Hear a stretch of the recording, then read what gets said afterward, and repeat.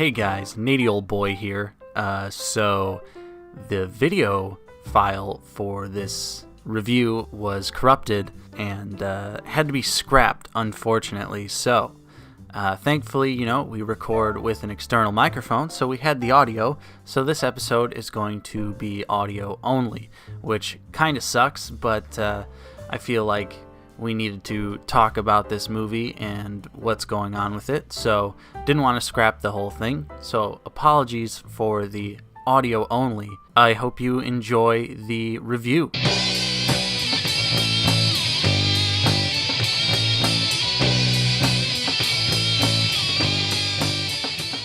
What's up, ladies and gentlemen? Nate here from Out of the Basement, joined with Justin. What's up, guys? And today we are going to be giving a spoiler review for Ready Player One, the brand new Steven Spielberg film.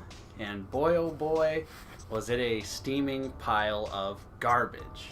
I can't believe this was a movie we actually saw in a movie theater. It reminded me of if Watch Mojo, Looper, and Collider all came together and made just a really bad YouTube video. I was genuinely excited. I want to say that beforehand. I also want to say that this review has nothing to do with the book at all. Mm-hmm. We are just talking about the movie, and that is it. Yeah. So none of those comments going, well, that's just how the book was. Right. Because you wouldn't say the same thing about Lord of the Rings. If someone doesn't like Lord of the Rings, you're not going to go and bring up the books. That's how the books were. So that argument is completely invalid. Please don't comment that. Yeah. So, with that in mind, we're going to talk about some of the things we did like, and then we're also going to talk about a lot of the things that we didn't like. So, I'll start off here with the good. We both, I think, can agree that the first act was pretty solid. Yeah, the first key retrieval I was a big fan of. I was really enjoying it, especially the first race. Yeah. It was just such a big, chaotic... there's explosions, action. It's just like, it was done really well. There's a lot of long takes, and it's honestly just amazing what computers can do. Yeah. In modern times. And it was kind of like, it wasn't, intelligent or anything like that, but it was like setting up to be like this big, dumb, fun, like race action movie. Yeah. That obviously was going to do more than just race, than like car races, but it quickly devolved into just non-stop pop culture references. Yeah, and would you say that's easily the number one thing we both hated about this movie? Yeah, it definitely, we totally understand that that's the point of the book and the movie. However, it just fell completely flat. It was just so much like entry level, like normie, casual pop culture references that everyone gets. And not that that's necessarily a bad thing, but then they also went the extra step and had to explain to you what most of the references were. It was even to the point where they might as well just looked into the camera and said, "Look out!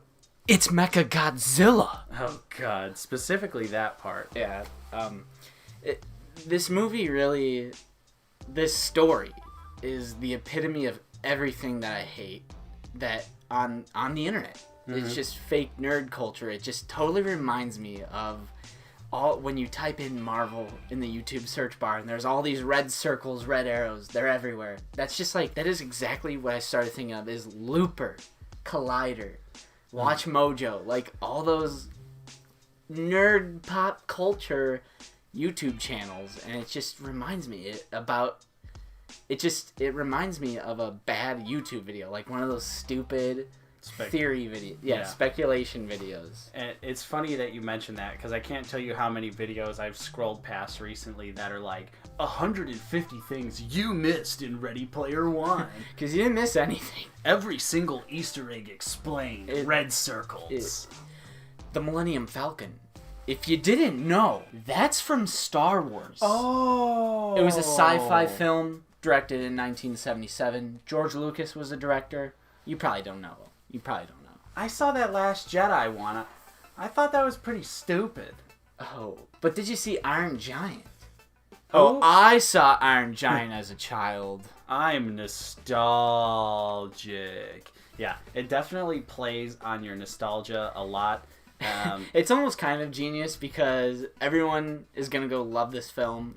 If you're a subscriber of us and you already know our tastes, then hopefully maybe our tastes are kind of compatible and, stay away. But, your average typical moviegoer is going to go see this movie and they're going to eat it all up. Yeah. And it's so unbelievably predictable what people are saying. Like, what some of my friends are already saying about the film. It's so unbelievably predictable. Like, people just see all those references and they're like, I know what that is. Yeah. And it just, like, it somehow validates for them that the movie is good, when that's 90% of the movie is this fluff of, hey, remember this? Remember that? Instead of focusing on any actual story. And that's why I got angry. I'm mad after seeing this movie, because I could totally just see every single one of these moviegoers leaving the theater and being like, bro, did you see that reference? Yeah. Did you get that? Exactly. And that is why people are going to absolutely love this film. And it's almost kind of genius. Yeah, and the other, like, sort of positive thing I guess we have to say about this movie is that while I thought that some of the cameos were fun at first, because they weren't so, like, in your face and every 5 seconds at the beginning. Like, when you first started to get a taste of the Oasis, you were like, oh, like, hey, that's cool. There's King Kong. There's the T-Rex from Jurassic Park. Yeah.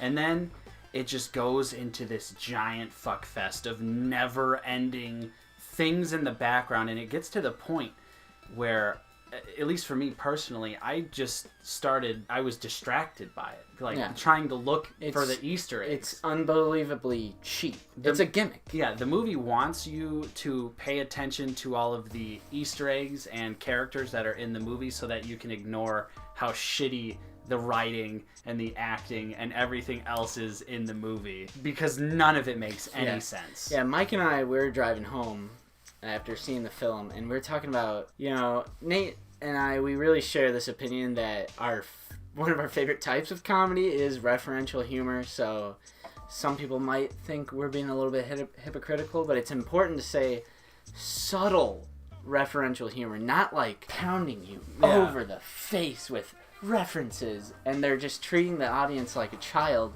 and they have to explain it to them, even though it's the most basic things ever, just characters on the screen. And I brought up Scream has a lot of referential humor.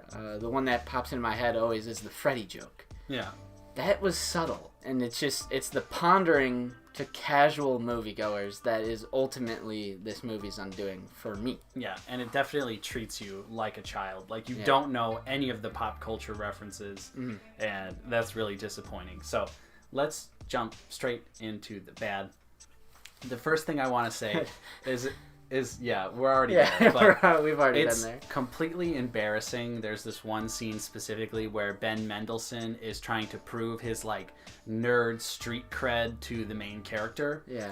And he's getting his lines fed through, like, an earpiece by some, like, younger people who know the references and everything like that. And that is literally what this movie is. It's so funny because you can tell that they're like, they're trying to make it like a sincere moment, like, oh, this guy, he doesn't know anything, like, but that's exactly what this movie is. It's a bunch of fake. It's a bunch of corporate suits going, oh, they're saying bunch of dumb kids will come see this movie because we've got a Gundam in it. Yeah, here's Nate and Justin, the board members at Warner Brothers. Nate, what do we have the rights to again? Well, we've got all of DC. Throw them in there. We can do Street Fighter. Throw them in there. We could do Halo. Throw that in there. We could do Overwatch. Let's throw that in there. Don't we have Chucky too, or something? Oh yeah. I think, throw it in there. I think we can get Chucky in there. Okay, throw it in there. Can we get Spider-Man? Ooh, not gonna happen. It's just so unbelievably obvious that it's just what they have the rights to. That's what they're throwing in there. They're like, what pop culture icons can we throw in there? The movie is nothing is original. There are some things that I'm sure Warner Brothers had to work out a deal with, but there's also a lot of things that are missing just because either the rights were too expensive or they just couldn't get them. You know. So, like, I'm sure Marvel would never in a million years have agreed to acting all around. We mentioned Ben Mendelsohn, but everyone really turns in a terrible performance. Special shout out to TJ Miller for just playing the same fucking character you do in every single movie. Get a new shtick, man. It's really old. And especially from The Incredibles all the way to Ready Player One. Like, actually, like 12 years, and he's just always the same character. He always has the same comedic bit. Deadpool, Transformers 4.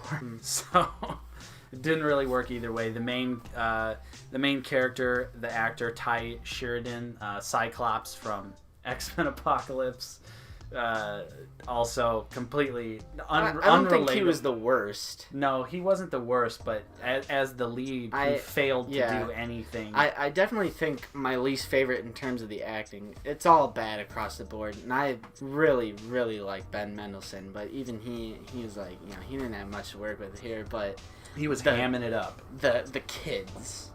Yeah. Like, the main character's friends in the virtual game, when they meet in real life, like the cringe. Their actor counterparts are just some of the cringiest parts of this entire film. Yeah. Especially the best friend, the girl. Yeah. Who you thought was a guy, and then it turned out to be a girl, and she was probably the worst actor out of the bunch. Her line delivery was honestly abysmal. Yeah. It was borderline, just like, I just read this 5 minutes ago, and now I'm repeating it to you. It was very wince-inducing, to say the very least.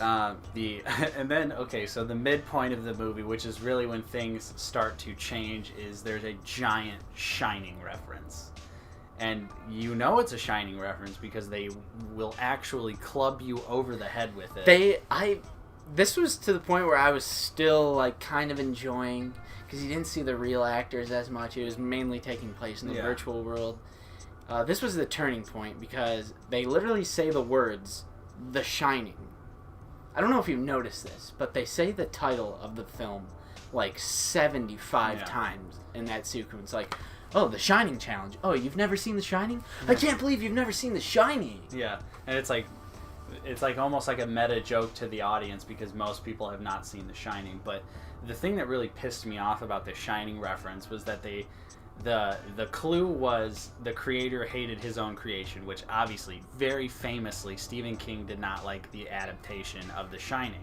You don't have to make that abundantly clear to the audience. They said, oh, the creator hates this creation. Like, in your head, you should be able to piece together that, oh, whoever made this movie or whoever wrote this book didn't like the way it turned out. But instead, you get the main character going, oh, because Stephen King didn't like the adaptation. Yeah. It's that... That's kind of going back into the spoon feeding, where it's okay to have referential things in your movie that maybe not everyone is going to understand. That is my favorite referential humor is, you know, maybe not everyone would get that, but the real deep fans would understand that reference. And it makes it so much better instead of literally giving a history lesson of film. Yeah. Like, I just can't see how people aren't insulted. And just like the silly thing that they do with the girl in the bathtub where she turns into like a zombie with an axe and starts like attacking them. I was just like, what is this? Like, the disrespect to The Shining. One of the best horror movies of all time. Yeah, kind of turned into a joke. Yeah, turning it into a fucking joke. Another thing I want to point out about this movie, pretty convenient that the Japanese character in the movie randomly wants to summon a Gundam, like, and he says I'm gonna take a, or like I choose, the form I choose is a Gundam, and he says it in Japanese, and I was just like how fucking ignorant do you really have to be to do something so stupid? I think one of my favorite parts of the film was actually not in the film. It was in the movie theater, just looking over at Nate's facial expressions, and nothing will ever top Jeepers Creepers 3, but this came close, especially the Mecha Godzilla part. Like, when it would have been cool if they, it was just Mecha Godzilla, and okay, not everyone knows what that is, but like, Godzilla fans will know what that is, so that's like a thing for them. Yeah. Not what, watch out!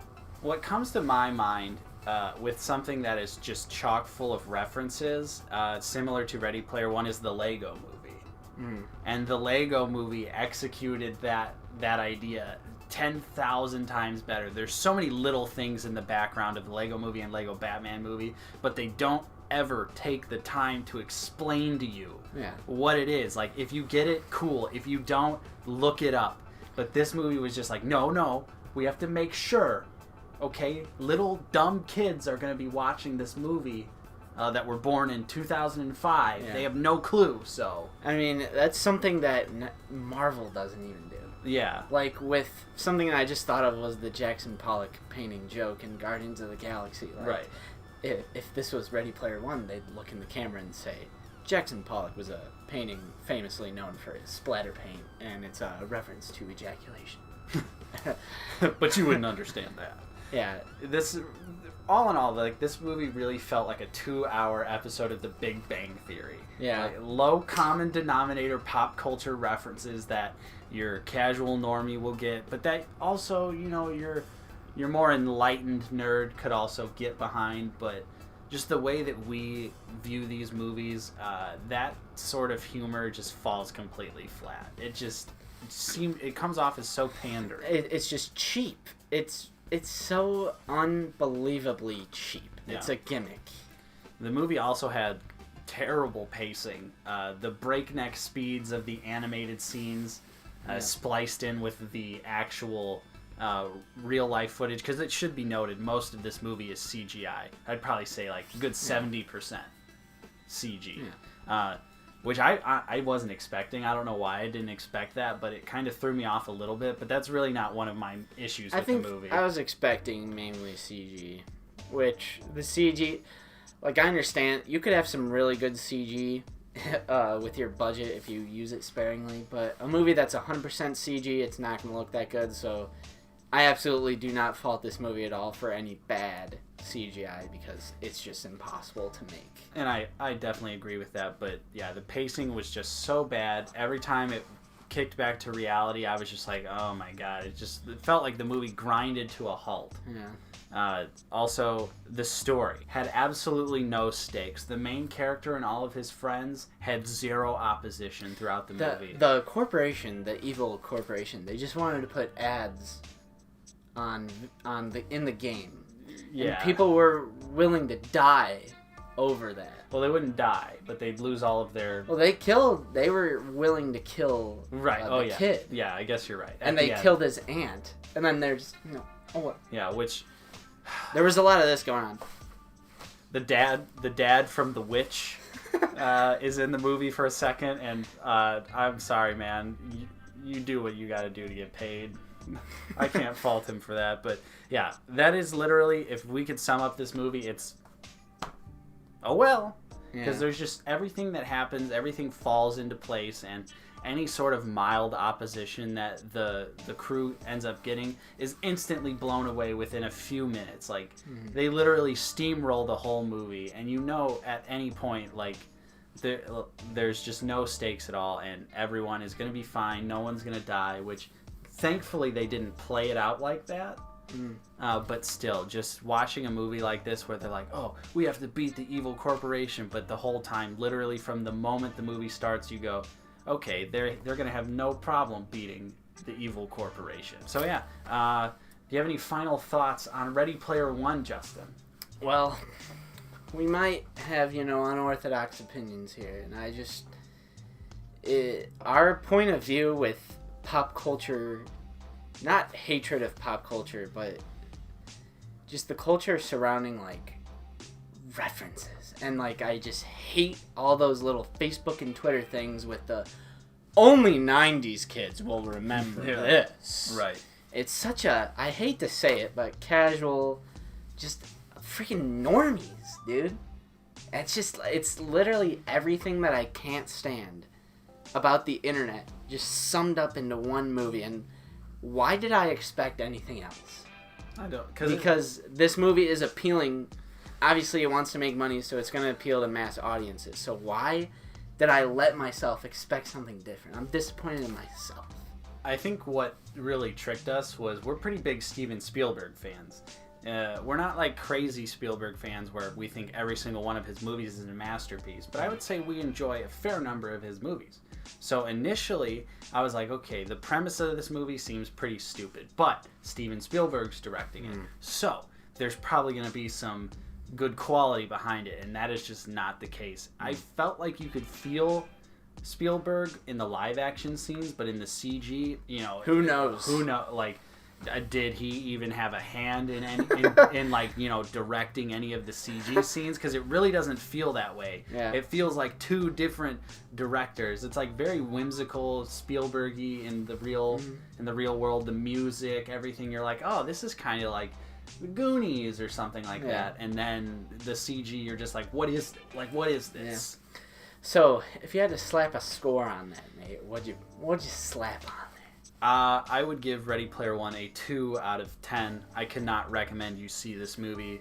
Definitely spend your money on something else this weekend if you're trying to see a movie. Perhaps Isle of Dogs if it's in your area, the new Wes Anderson film. Or maybe Unsane. Justin, if you had to put a score on it, what would you give it? I think 2 out of 10 is a perfect score because there is that good chunk in there. Yeah. With that beginning race and the first chapter of this movie. I don't want to say act. Yeah, because I feel like there was 8 acts, and there's usually 3 in a feature film. But each key was an act. Oh, I want to say the first chapter up until the first key was retrieved, shining onward, and it was so bad that I just can't. I'm never gonna watch it ever again. It's not rewatchable at all. I think 2 out of 10 is a good score for this. Nice. So you heard it from us, folks. 2 out of 10 for Ready Player One, but we would love to hear your thoughts on the movie. Did you love it? Did you hate it? We'd love to know why. Please comment down below. We love talking to you guys about movies, comic books, TV shows, only when it's Game of Thrones. Go ahead and like this video, or if you can't handle different opinions, go ahead and dislike the video. Yeah, because if you enjoyed this movie, good for you. We're glad you had fun. But for us, it was cinematic torture. So, of course, I'm Nate. I've been joined with Justin. See you guys later. Thank you so much for watching. We will see you next time on Out of the Basement.